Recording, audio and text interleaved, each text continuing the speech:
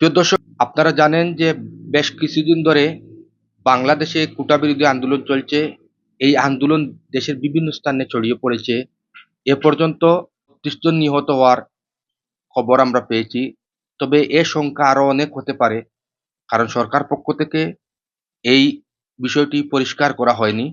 পাশাপাশি media, internet, phone সহ বিভিন্নভাবে বন্ধ থাকায় এই তথ্যগুলা সঠিক নিশ্চিত হওয়া যাচ্ছে না। তবে আমরা বিভিন্ন মাধ্যমে যে খবরগুলা পেয়েছি, শেষ খবর পাওয়া পর্যন্ত বাংলাদেশে কারফিউ জারি করা হয়েছে এবং সেনা মোতায়েনের সিদ্ধান্ত গৃহীত হয়েছে।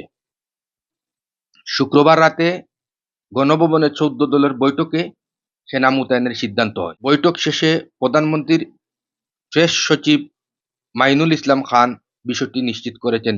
সেনা মোতায়েনের সিদ্ধান্ত হলেও কোটা বিরোধীরা আন্দোলন চালিয়ে যাওয়ার প্রত্যয় ব্যক্ত করেছেন। তারা জানিয়েছেন যে আমরা আমাদের আন্দোলন সেনা মোতায়েনের আগেই ঘোষণা করেছি আন্দোলন চালিয়ে যাওয়ার। সেই হিসাবে তারা এই আন্দোলন চালিয়ে যাবেন এবং সরকারকে সমর্থন না দিয়ে তাদের পাশে থাকার জন্য তারা দেশবাসীর প্রতি আহ্বান জানিয়েছেন। সংস্কার ইস্যুতে বৈষম্যবিরোধী ছাত্র আন্দোলনের সংগঠনের সাথে সরকার আলোচনার চেষ্টা চালাচ্ছে। এত প্রাণহানির পরও আলোচনার পথ আর খোলা নেই।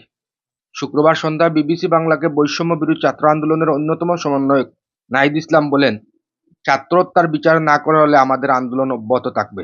এছাড়াও রাজধানী উত্তরে আজমপুরে কোটা সংস্কার ইস্যুতে আন্দোলন চলাকালে হামলার শিকার হন গাজীপুর সিটি কর্পোরেশনের মেয়র জাহাঙ্গীর আলম। এ সময় ব্যক্তিগত সহকারী পিএস নিহত হয়েছেন। নিহত ব্যক্তিগত সহকারীর নাম আতিকুল ইসলাম জুয়েল।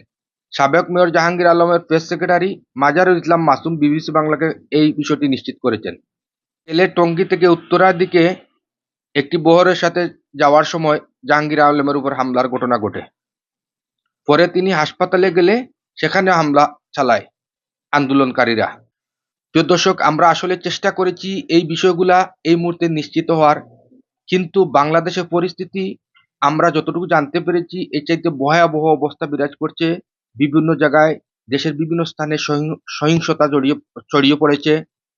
এই সহিংসতা এবং এই সংঘর্ষ কোন দিকে মোড় নেয় সেটা আসলে এই মুহূর্তে বলা যাচ্ছে না।